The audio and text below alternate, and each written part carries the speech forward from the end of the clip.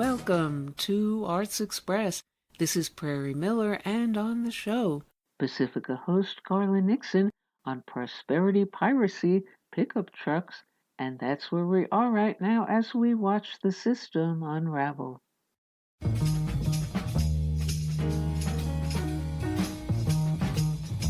Good evening. My name is Garland Nixon.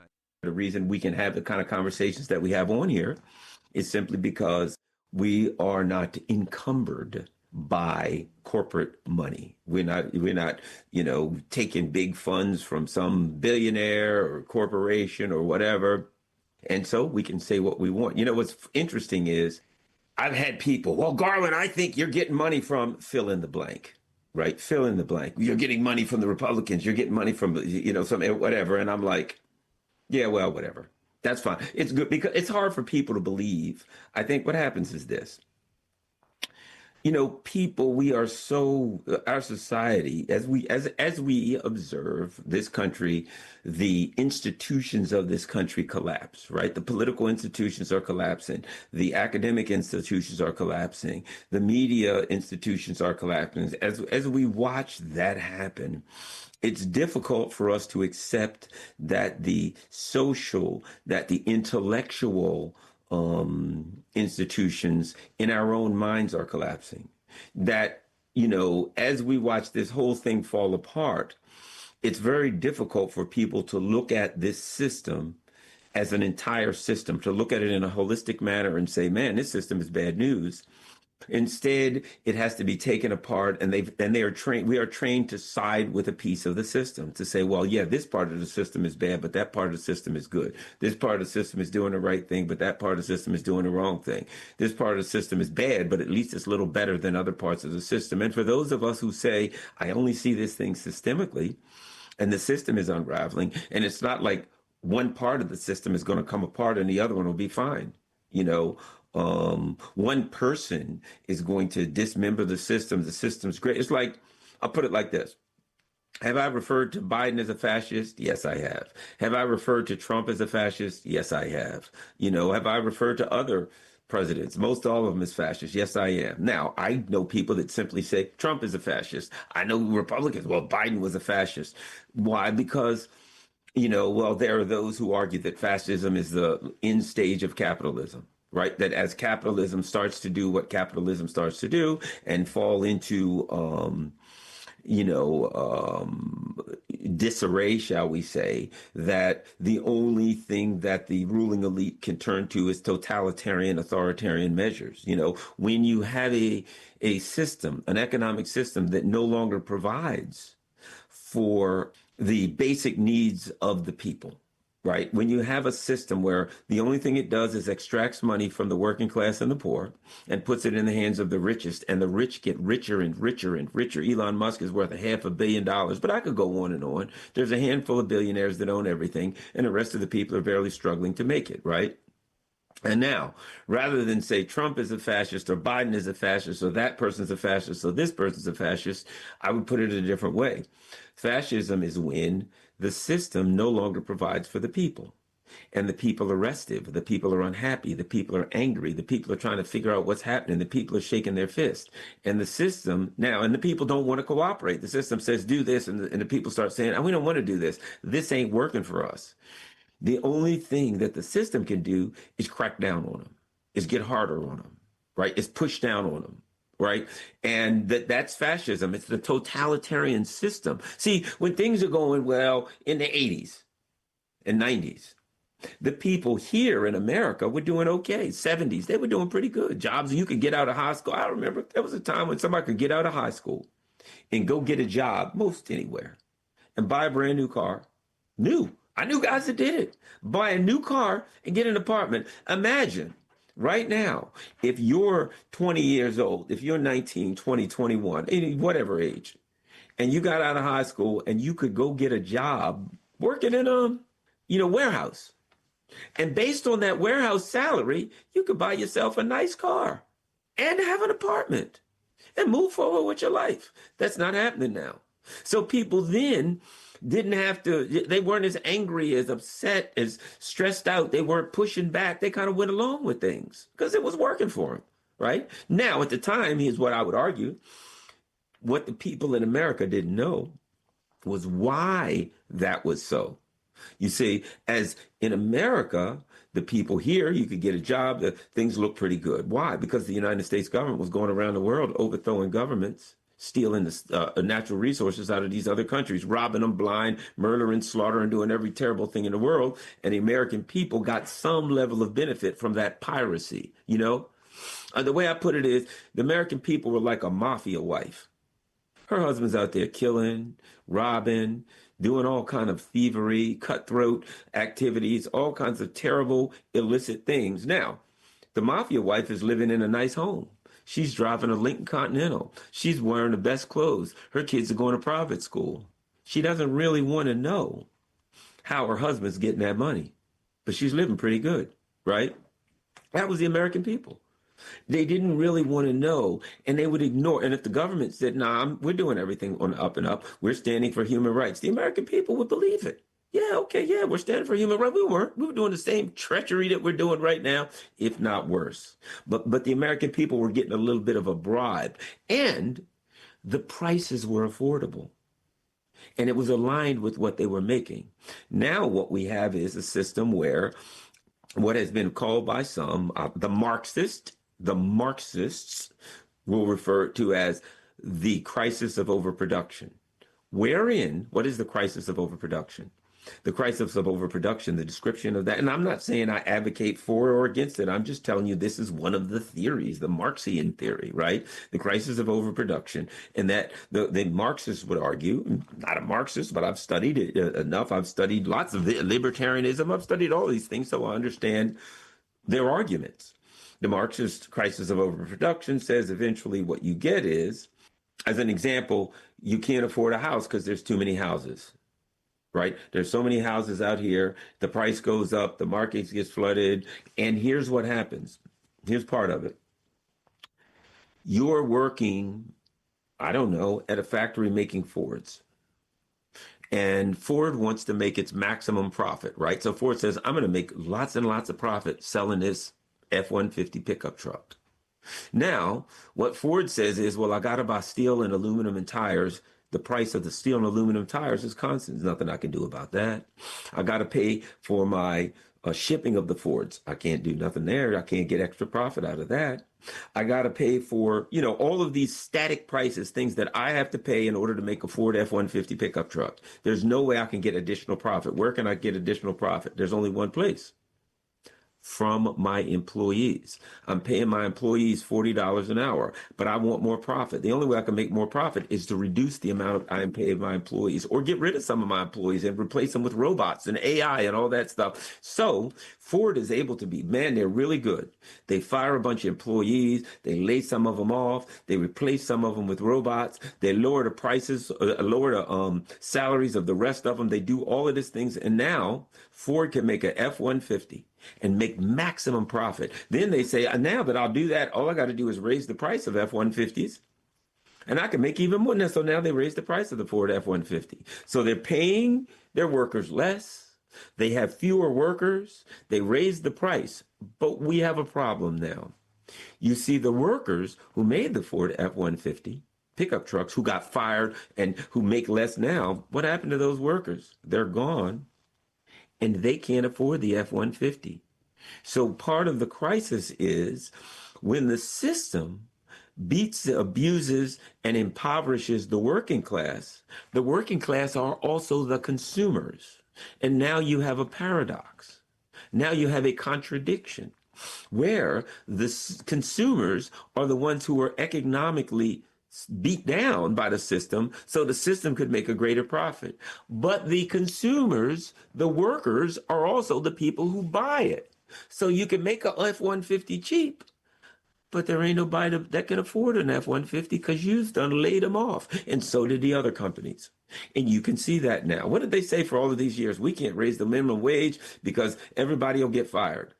It'll be terrible if we raise the minimum wage. But yet, the price of the Ford F-150 and every other thing went up.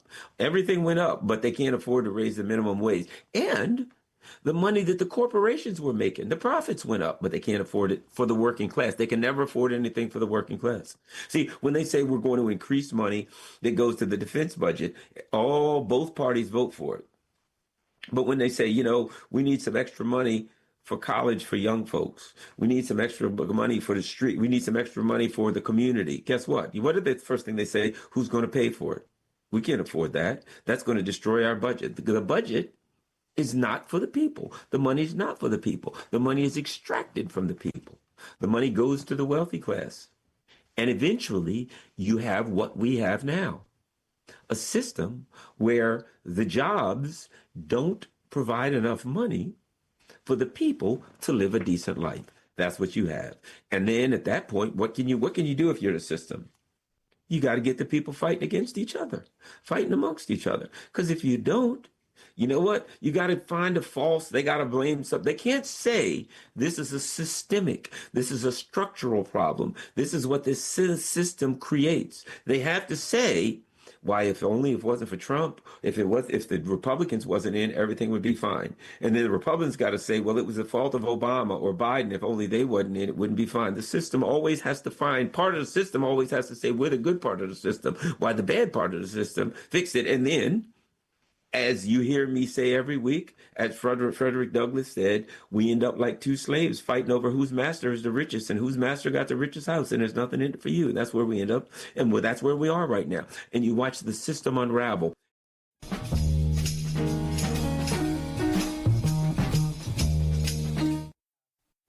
And coming up next on Arts Express. There was me, that is Alex, and my three droogs, that is Pete, Georgie, and Dim. And we sat in the Korova milk bar trying to make up our razoo-docs what to do with the evening. The Korova milk bar sold Milk Plus, which is what we were drinking. This would sharpen you up and make you ready for a bit of the old ultra-violence.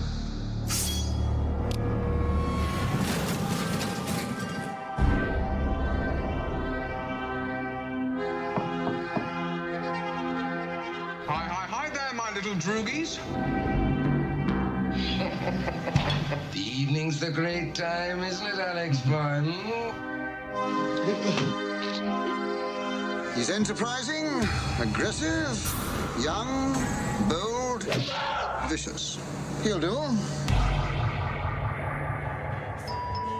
Who on earth could that be? Now it was lovely music that came to my aid, a bit of the old Ludwig van. Biddy well, little brother. Biddy well. It'll be your own torture. I hope to God it'll torture you to madness. Stop it, please, I beg you! Food, all right. Great, sir, great. Try the wine.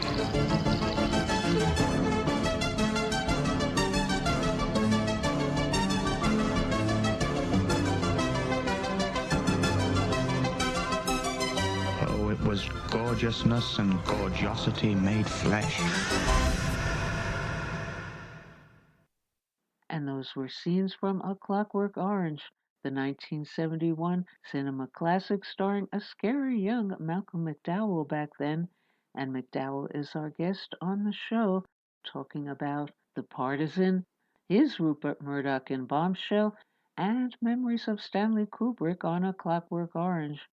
And what in the world happened to British espionage cult figure Christina Starbeck as portrayed in The Partisan, being bossed around by Malcolm McDowell's espionage chief, codenamed Trenchcoat, in real life Churchill's favorite spy, and designated by enamored Ian Fleming as Vesper Lind in the Bond caper Casino Royale, yet in real life ending up mopping floors for a living.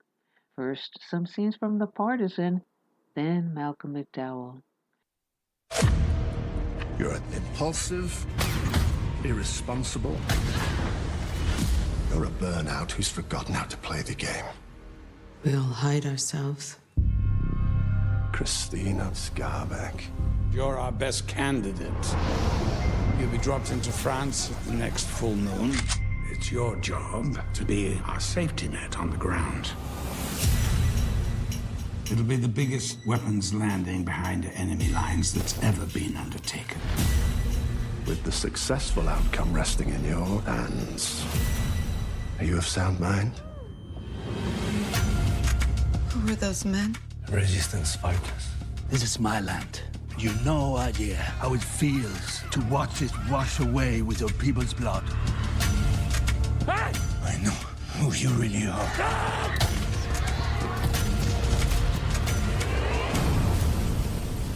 You trust the British?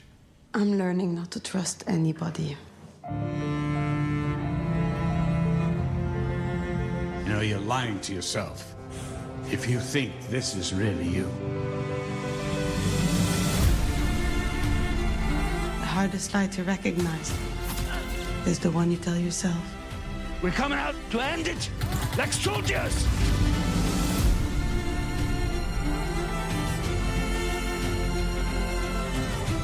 You know this is all a game, and you still want to play it.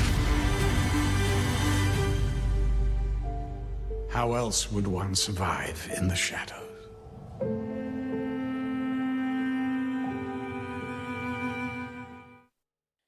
Hello. How are you? All right. Is that you, Malcolm? It is me, in person. Okay. Hello, Malcolm. Hello, Malcolm McDowell, and welcome to our show. Thank you. It's a pleasure. Okay, now, what was it about your mysterious and enigmatic spy master trench coat that intrigued you to be part of this film? You know, I like the script a lot, and I was fascinated with the story of this young woman who was so brave. And, you know, that she was actually Polish, but did most of her spying in France. And I just thought it was a story that should be told. I liked the script very much, and I met the director who wrote it. And we got on very well. In fact, we went on to do another film together. So that's something else called Dog and Bull. That's not out yet, but so it was rather fun. And, you know, I'd never played a spy. All the parts I've played in 60 odd years, never actually played a spy. And of course, the most extraordinary spy performance I ever saw was Alec Guinness in the John le Carré thing the BBC did, you know. It was Smiley's People. Of course, I don't suppose a lot of people remember that now, but I remember it vividly. And that really inspired any performer playing a spy, you know, that's rather enigmatic and laid back and can't show his cards, you know. But I shot it in England. It's a lot of fun. It's about a man who's hiding in plain sight. And my co-star is a lovely dog. Oh. Okay. Another first for me. There you go. Now, The Partisan is also a story about Britain, country's first female spy turned cult figure, and Winston Churchill's favorite spy. So what are your thoughts about the country itself in all sorts of internal as well as external questionable actions that we see in the film? Well, you know, Churchill, of course, in many ways was a prophet, and he knew that there was no point in fighting a war with the Nazis in a gentlemanly way, which had been proved time and time again, of course. And, you know, they were... So it was, you know, that Churchill set up, amongst other things, besides all the spy networks and the work that they did, the, you know, Enigma machine. I mean, they had 8,000 or 9,000 people working on that at Bletchley Park, which was, I mean, that was like a whole section of government working on, you know, code breaking.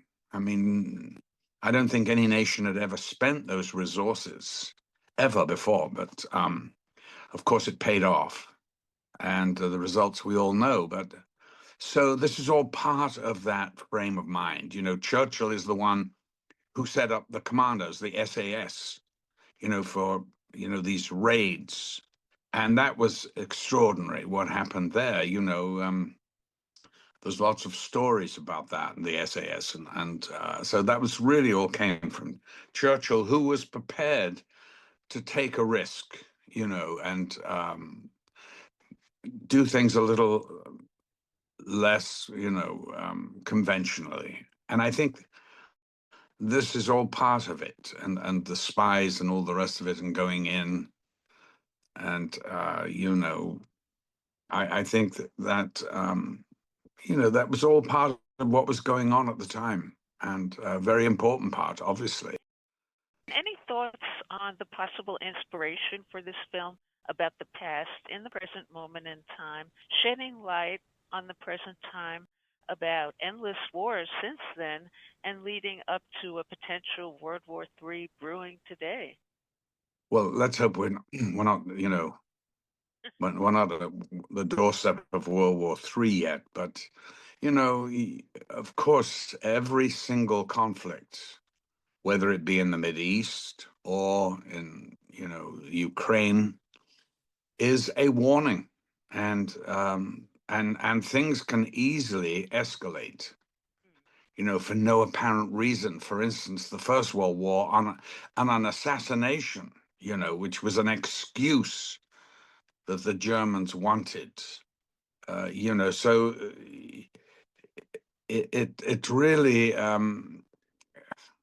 calls for cool heads, but, often that's not the case, is it, as we've seen?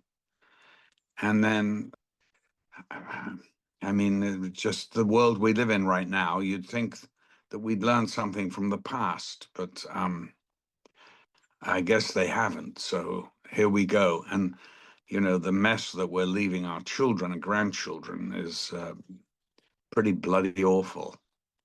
And I spoke to your son, Charlie McDowell, about his own film work recently, and he characterized you as, quote, "My dad has played iconic roles as someone quite terrifying, but that doesn't mean he is. My dad is one of the funniest people on the planet." What is your reaction, and do you agree or disagree? Well, I can't. That's his kind of, in hindsight, what he thinks of me. I don't know. He's probably, I mean, if you caught him on another day, he'd probably say something else. But I'm very proud of him. Needless to say, I think he's like his new film with Glenn Close, which I think is a remarkable piece of direction. And I'm very proud of that. I think he did a great job. And what can you say about your life journey as an actor and nearly 300 films, from A Clockwork Orange to where it's led you to now to Trenchcoat in The Partisan? Well, this is just a little thing. I only shot on this for a week, but nevertheless, I enjoyed it, and I enjoyed working with Morgane Polanski very much, a very talented young actress who I think gives a wonderful performance in this film, and people should see it for her performance. But, well, it's been an incredible journey. I'm 82 now and getting up there in age, and still working, though. Coming back to England to do a Jane Austen thing, I think in November. So that'll be fun for me to do. It's always nice to get back home. Northanger Abbey, it's called. But it's not a period film. It's a sort of modernization version of Jane Austen, which is really very interesting. I really found the script really cool. That's why I'm doing it. But I can't tell you, it started not with Clockwork Orange. It started with a film, I think, a brilliant film called If, directed by a very great English or British director. He was actually a Scot, Lindsay Anderson, who, in my book, was a genius. I've always said this about him. He was the most extraordinary person. It was like working with an Oxford Don. I adored him, and we were great friends until the day he passed, which was in, I think, 93 or something like that. So I met him in 1968, actually in 67. We shot the movie in 68, and then it won the Grand Prize at Cannes in 1969.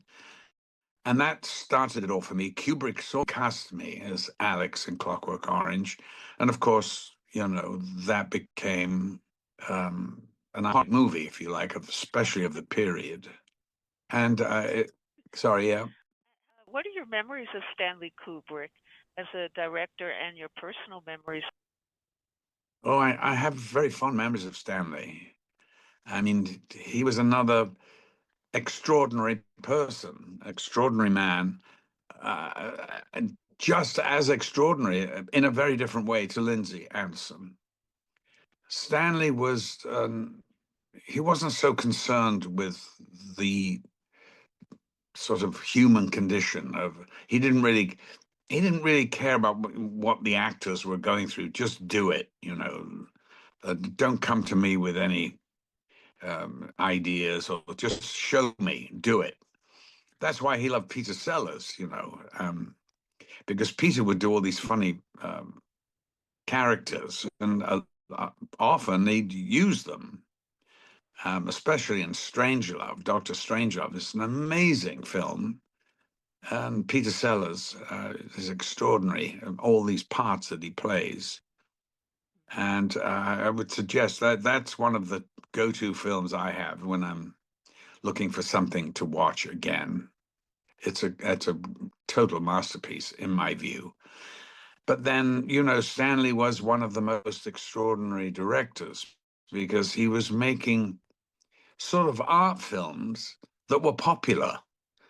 And the only person kind of doing that today is Steven Spielberg. There are others probably, but that's the one that comes to mind.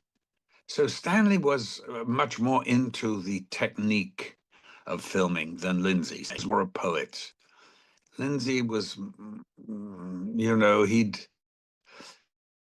he'd got a wonderful star for Milocek, and he really relied on Miloš, Mirek Ondřejček. He relied on Mirek to not so much compose the shots, but work out the technicalities of how to achieve it, what he wanted. He was very into the position of the shot. And Kubrick the same, actually. Kubrick was really his own cinematographer in many ways, even though John Alcott did it. But Stanley was a stills photographer, when he was 16 years old. He had the front cover of Look magazine, which was one of the most important magazines in the United States at the time. And I think he was 16 years of age when he set this photograph up and shot it. And so, everything that he did, in a way, his compositions were set a bit like a stills cameraman would do it. But again, he was a tremendous intellectual. I mean, he was not so much into the emotion of the piece as Lindsay. Lindsay was more of a poet, if you like. Anyway, that's just my observation. I mean, God knows, I'm sure a lot of people have different relationships with both men, but I like Stanley very much. He had the darkest sense of humor, which I loved. And we got on really well, mainly because of that, actually. And how would you compare your enigmatic trench coat to, say, portraying Rupert Murdoch in Bombshell? Well, they're completely different, aren't they? And I don't often, play living people. Yeah. I don't like it, actually, because, they're living, and it's, very easy to compare. And you go, oh, he's not tall enough, or he's not thin enough, or whatever. But on this occasion, I really did work quite hard on the accent. I had a wonderful coach because we're all playing people that exists, and but he was quite difficult to do simply because, he was Australian, obviously. That was the mainstay of his accent, but it had influences from London. And then, of course, New York, which is, I found it fascinating to kind of do that because I'd never done that sort of thing before. So that's why I really enjoyed it. I liked very much Jay Roach, the director, who'd also written it. And we had an incredible cast. John Lithgow, I've always been a great fan of his work, and he's a wonderful actor. So to work with him was fabulous. And, we got on very well, of course. And I had a wonderful week with them. I enjoyed it very much. And any thoughts about Christina Starbeck becoming a British cult figure? And yet we see her in the film at the end of her life struggling to survive and at work mopping floors. But that's typical, isn't it? It's sort of typical. I mean, look, it happened to the man who invented the Enigma computer that broke the code. Turing died a very lonely and forgotten man. And when you think about it, these people are unkind of heralded sort of heroes. And the fact that they are sort of quiet about it, they're not trumping their achievements all over the place, makes it all the more when I do think that eventually, I think, yes, this is a wonderful person for her steely nature and her will to do what had to be done. She's an amazing character, and she deserves to be, looked up, treated with the utmost respect. And since this is for radio, and so the listeners cannot see you, when Malcolm McDowell looks in the mirror, what does he see? Oh my God, I see an old man. No, I think when you hit 80, I felt always pretty young, and I guess when you get to 80, though, that's the kind of big change. But I've been, touch wood, reasonably healthy during my life. And I've had a few issues, but nothing that couldn't be taken care of so far. But, I'm in the last throes now of my life. And I've got great kids. I've been blessed with an extraordinary career that I've wanted, done pretty much what I wanted to do. And so really, no complaints from me. But when I look in the mirror, well, I still feel that, that I've got things to do. Yeah. I don't feel it's over yet. Not quite. Okay. Thank you so much, Malcolm McDowell, for joining us on the show. And I will get the word out about the Partisan. Great. Thank you so much. Very nice talking to you. Okay, bye. Bye.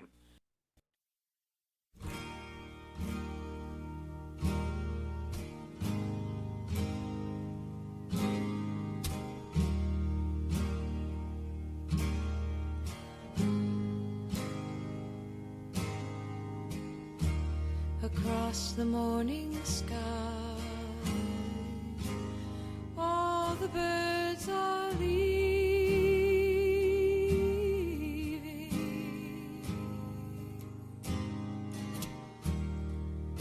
Ah, how can they know it's time for them to go?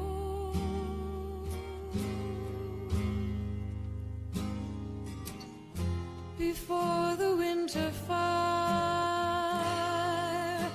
we'll still be dreaming. I do not count the time.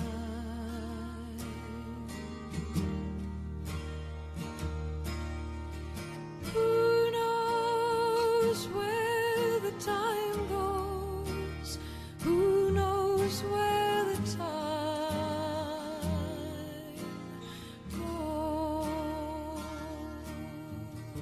Hi, this is Judy Collins on Arts Express, and today I'm telling you, first of all, have a great day, and be sure to remember Arts Express.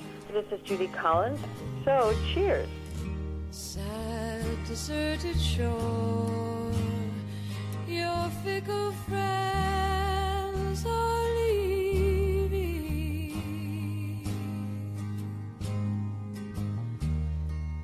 Ah, but then you know it's time for them to go.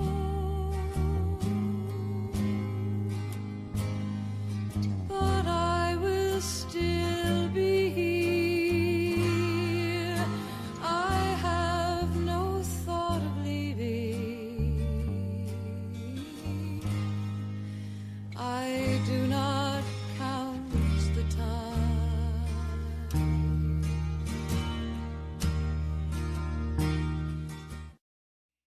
And coming up next on the show, a hearing art interlude by the canvas art essayist Sean Grenier on the enigma of why famed Heartland artist Grant Wood's American Gothic painting became iconic. This is Grant Wood, American Gothic. It's about time I tackled this painting, and I'll answer this question. Why is it so beloved, popular, and iconic? The answer to the question is, at least I believe, nationalism.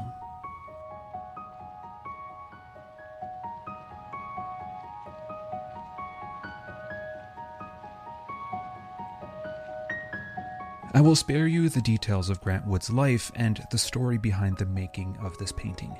There are plenty of videos out there that cover that without actually explaining the painting. First, let's look at this painting. A father stands, pitchfork in his hands, next to his daughter. Yes, she's his daughter. He's coldly looking at us. Behind them is their house with an oddly arch-shaped window in the back. From this, we can make many assumptions, mainly that this man is a farmer and he's posing in front of his country house. That's it. It's an extremely simple composition that hardly explains why this painting is so iconic. To try to understand, I think we first need to forget any notion about this painting, any parody that we've seen on it online and in media. We need to wipe the slate clean. Obviously, that's impossible. Our relationship and overexposure to this painting has completely desensitized us to it. However, we can try to imagine this being our first time seeing it. There's something creepy about it, isn't there? There's something about the whole thing looking like it's staged that's off-putting. There's the awkward daughter who avoids eye contact behind her very disturbing father. He's the reason, at least to me, why this painting is so eerie. I don't think it's because of his face. Yes, he looks like a very serious and cold man, but not necessarily a creepy one. However, I do believe there's a belligerence in the way he's presenting himself. He's standing straight, pitchfork firmly in hand, staring down at us. I see this man as someone who's protecting his property and who perhaps sees us, the viewer, as a threat. His property isn't only the house we see behind him, but his daughter. And as it's been said before, it's easy to create stories with the idea that this man isn't only protecting his property, but perhaps hiding something. There are some dark secrets lurking behind this arched window. The daughter has seen things, and all of it is kept a mystery by a rigid old man. The creepiness of this painting lies in its mystery, belligerently guarded by a man and his pitchfork. But this, to me, still isn't enough to explain the popularity of the painting. According to art historian Horst Waldemar Jansen, Wood went to Europe to train as an artist, as many of them would, but he was dissatisfied until he saw the works of the old masters of Flanders in Germany, and he realized that these artists were great because they drew inspiration from their immediate environment. And out of this experience, he formed the style that made him famous overnight when he painted American Gothic. To Jansen, Wood became famous overnight because he, like the old masters of Flanders and Germany, drew inspiration from his immediate environment. Perhaps because of that, he was able to reach an American sensibility. When speaking of American Gothic, Wood said, "Our cardboard frame houses on Iowa farms are especially suggestive of Middle West civilization." This Iowan cardboard frame house was particularly interesting to Wood because of its Gothic-style window, which is echoed in the title of the painting, and which stands as a contradiction. As for the people, I simply invented some American Gothic people to stand in front of a house of this type. Wood definitely took inspiration from his immediate environment, yet we don't know if he did so seriously as an homage or ironically as a caricature. Some locals were offended and perceived it as an attack. Some urbanites saw it as a funny caricature of rural people. But as art history professor R. Tripp Evans states in his biography on Grant Wood, which is where I took most of my quotes by the way, in Wood's own day, the notion that American Gothic represented a satire of Midwestern types was less common than the competing claim that it embodied a sincere and patriotic reflection of America. Homage or parody, there's nonetheless a nationalist appreciation of the work that sprang from the reaction. The Art Institute would say of Wood that he's an American with an original viewpoint, without a vestige of foreign influence. American Gothic could have been painted in no other country. Art critic C.J. Bulliett would explain that American Gothic has masterful technique, and yet it remains American. He wrote American in all caps there. You could read in The New Yorker, "As a symbol, Wood stands for the corn-fed Middle West against the anemic East, starving aesthetically upon warmed-over entrees dished up by Spanish chefs in Paris kitchens. He stands for an independent American art against the colonialism and cosmopolitanism of New York." The last sentence from this New Yorker quote really summarizes the idea that it's because of nationalism that American Gothic might have taken off and so quickly acquired the status of icon. America was becoming polarized, as it always has been, between the rural folks and the urbanites. Urban America was getting increasingly multicultural and cosmopolitan.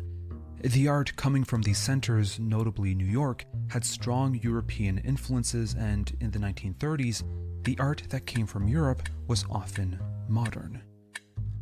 Because of that, America struggled to find its own artistic identity.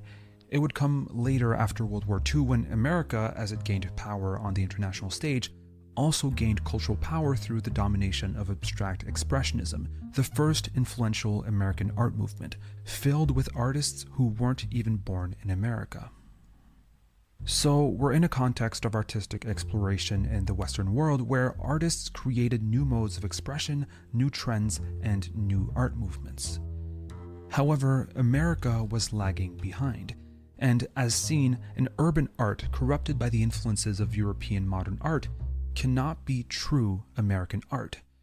That could only come from an uncorrupted or pure American artist from the cornfields of Iowa. A myth was built.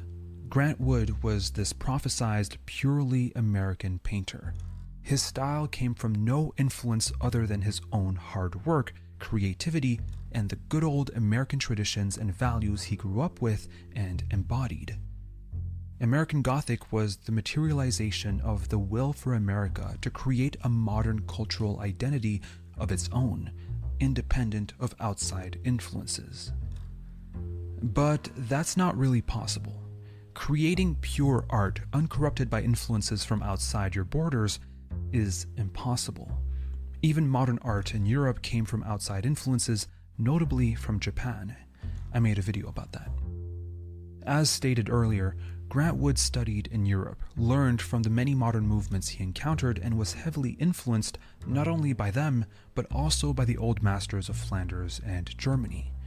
American Gothic is the embodiment of American myth-building, and nothing makes it more clear than the title itself. There's the affirmation, or the reassurance, that this is an American artwork. The Gothic adds an element of mystery, of drama. This painting became popular, at least I believe, because it gave the first modern American painting that, at least in its myth, was untouched by foreign influence. America was fragile. It feared losing its authenticity, its purity, if it wasn't 100% American. In comes a rural white American artist making a modern painting, a purely American painting. The myth of the independent, self-made, all-American modern painting was created.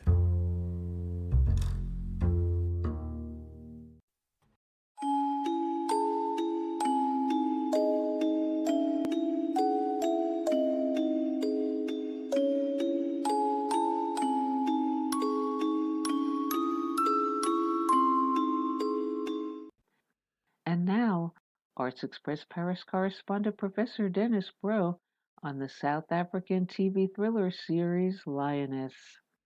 This is Broe on the Global Television Beat, Breaking Glass. Today's episode, Lioness, a mother protecting her cubs turns into a protector of Afrikaner society. For the most part, the South African series Lioness on Amazon Prime and MHZ is a gripping and solid critique of patriarchy, but with a twist at the end that instead works to conceal rather than reveal the power at the core of Afrikaner society.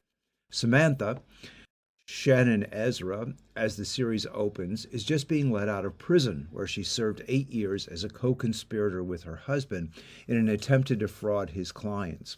In a series of flashbacks that occur throughout the 10-episode season 1, we learn that Samantha, who previously had lived a comfortable, gated life in an upper-middle-class district of Cape Town, was framed and not part of the fraud her husband Adrian perpetrated.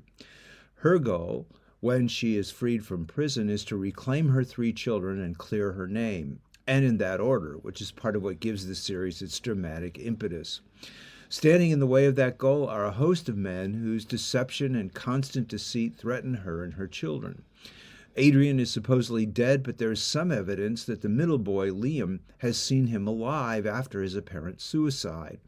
Liam is played by a star-in-the-making Joshua Daniel Adey, a budding cross between Fast Times at Ridgemont High's vacant Sean Penn and a brooding but hunky Chris Hemsworth in Marvel's Thor. Adrian's brother Jason, who has taken her kids, knows something about Sam's husband's final days, but refuses to tell her, coming up with all kinds of lies to throw her off the trail. His wife Megan is clinging and cloying, more male-identified in her aggressiveness than female, with her own insecurities threatening both Samantha and her children. Season 1 works on both axes, with Samantha's attempt to pry her kids away from the clutches of Jason and Megan almost as difficult as her struggle to find out how she was framed and clear herself.